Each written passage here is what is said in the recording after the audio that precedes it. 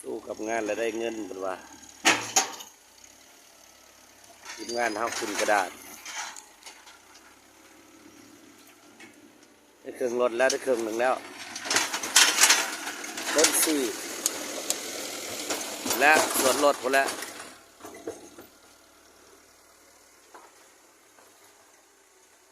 มันนี่มันคือแดดเนาะฮามเนาะ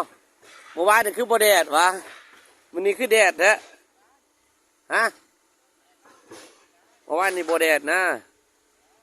เอาจังได้กระสู้ซนมันหักบ่หรือว่าใดนะมันเตื่อยมันหักบ่พักข้างนะ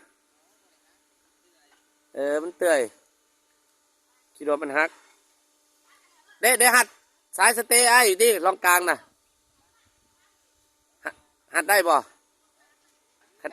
หัดได้ก็หัดตึงๆไว้ให้เด้อ